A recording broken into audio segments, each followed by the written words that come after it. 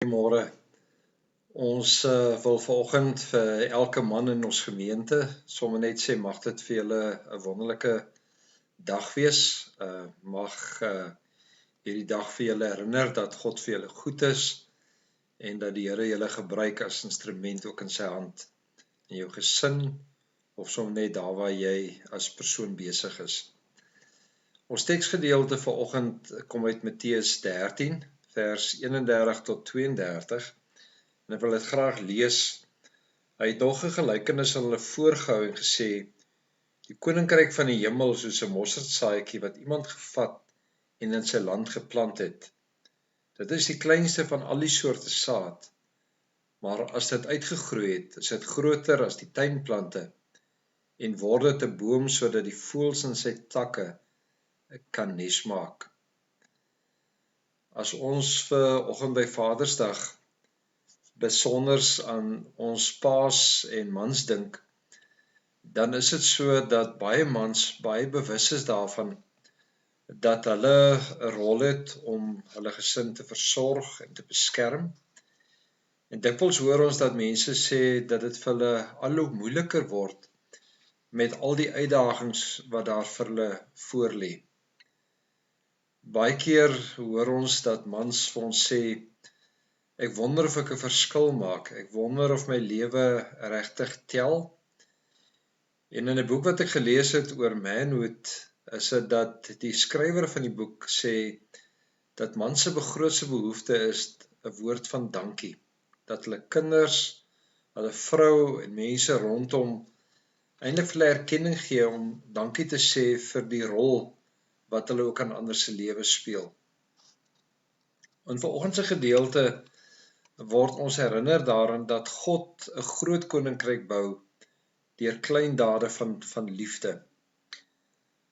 Vanoggend se gedeelte wil vir ons meer vertel oor hoe die koninkryk van God lyk, maar ook hoe die koninkryk van die Here dan ook werk.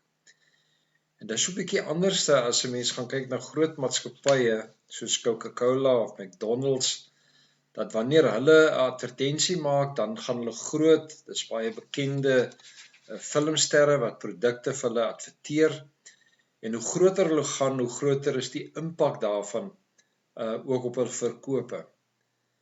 Met die koninkryk van die Here werk dit anderste, en die gelykenis wat vir ons hier vertel word, gaan oor die gelykenis van 'n mosterdsaad.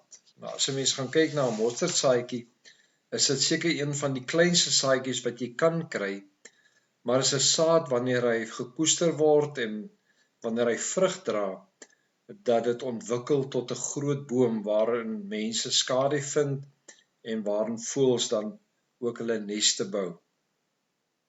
As 'n mens gaan kyk oor hierdie gedeelte, is die vraag natuurlik, wat beteken dit vanoggend vir ons? En ek wil dit toepas ook op ons as mans en sê dat die koninkryk van God begin baie keer klein, maar dit groei tot iets groters, dat daar waar ons in gehoorsaamheid aan God leef, daar waar ons toelaat dat die Here ons gebruik, met 'n daad van gehoorsaamheid teenoor God leef, is dit dat daardie daad en daardie gebeure eintlik aanleiding gee tot iets groots. Ons sien dit byvoorbeeld met die geboorte van Jesus Christus. Ons sien hoe hy gekom het as die Messias van hierdie wêreld, hoe hy 12 disippels aanstel, mense wat nie aansien gehad het nie, dit was tollenaars, dit was sondaars wat hy geroep het, maar hoe hierdie mense deur hulle evangelie en hulle voorbeeld eintlik gemaak het dat daar vandag biljoene mense is wat glo in Christus en wat die Here dan ook bely oor hierdie kontinent. En is dit dat die Here vir ons eintlik kom sê dat God begin klein, maar dit is die Here wat ons seën met krag en met genadegawes en met talente, en hoe hy daardie dade van ons en daardie optrede van ons seën en gebruik tot iets meers. Daar's 'n baie mooi video op YouTube, 'n domino chain reaction, waar die persoon baie mooi verduidelik hoe 'n klein domino blokkie, wanneer hy omkeer, letterlik groter en groter blokke laat val, en die reaksie daarvan kan ons eintlik sê, gaan eintlik oor soos die mosterdsaadjie wat klein is, maar wanneer hy ontkiem, die geweldige reaksie wat daar na vore kom. As ons gaan kyk na die boek van Floyd McLachlan, The Father Heart of God, dan sien ons dan ook dat die skrywer hier vir ons sê, dat mense baie keer hulle godsbeeld bou op hoe hulle na hulle aardse pa kyk. En daarom is dit so belangrik as ons vanoggend Vadersdag vier, as ons ook nadink oor die rol wat ons as mans in ons gesinne speel, dat ons mekaar mag sê, dat daardie dade van gehoorsaamheid, daardie optrede waar ek die Here deur my woord en deur my daad eer, het 'n geweldige invloed ook op my gesin se lewe. En is dit dat my gesin en veral my kinders, ook wanneer hulle na God kyk, dit baie keer doen vanuit die beeld van hoe ons as paas ook God se liefde teenoor hulle demonstreer. Hierdie gedeelte sê vir ons dat klein saadjies van geloof kan berge versit en dat ons in diens moet bly ook van God se koninkryk. Ons sien dit wanneer Jesus ja sê in Getsemane, die geweldige impak wat dit het op die geskiedenis van die wêreld. Ons sien dit wanneer 'n man en 'n vrou in gehoorsaamheid aan God vir mekaar vir die kansel ja sê, en wanneer hulle vir mekaar onvoorwaardelik lief is en die Here se liefde teenoor mekaar demonstreer, dat kinders die voorreg het om tot geloof te kom en hoe daardie kinders dan ook hulle geloof in God kan bely. Ons sien dit baie keer wanneer jy as ouer 'n woord gee teenoor jou kind wat dalk deur 'n moeilike tyd gaan. Miskien jou kind wat worstel, miskien 'n kind wat sukkel akademies, en hoe 'n woord van bevestiging motiveer en vir jou kind help om op die oplossings te kan raak sien. Ons sien dit wanneer vriende of vriendinne mekaar ondersteun met dade van ondersteuning en omgee. En daarom is dit dat die Here ons dan nou gebruik om te sê, gaan leef in gehoorsaamheid teenoor my. Want God gebruik gewone mense, klein mense soos ek en jy, en die Here seën daardie dade en sy koninkryk groei vanuit dit en word dit groter en groter.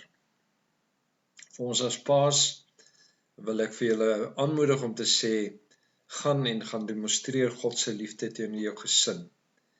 En weet dat daardie dade van regverdigheid, wanneer jy regverdig gee en ontvang in jou gesin, dat dit dan bydra ook tot die geloofsvorming van jou gesin. En is dit dat jou gesin ook daarin iets van God se hand ook in hulle lewe erken. As jy vanoggend terugkyk en sê, ek het my gesin verwaarloos, kan jy weer reg verdien binne jou gesin, deur regverdig te gee. Deur weer terug te keer na jou gesin, weer vir jou vrou of jou kinders te kan sê, ek het verkeerd gedoen, ek wil dit oordoen. Ek wil met dade van regverdigheid bevestig dat ek julle liefhet. En dat jy dit so sal demonstreer, sodat jy daardie reg en daardie vertroue ook weer in jou gesin mag ontvang. Kom ons bid saam. Here, baie dankie vir genade, dankie vir die voorreg om u kinders te kan wees, en seën elke pa en elke man ook in ons gemeente. Amen.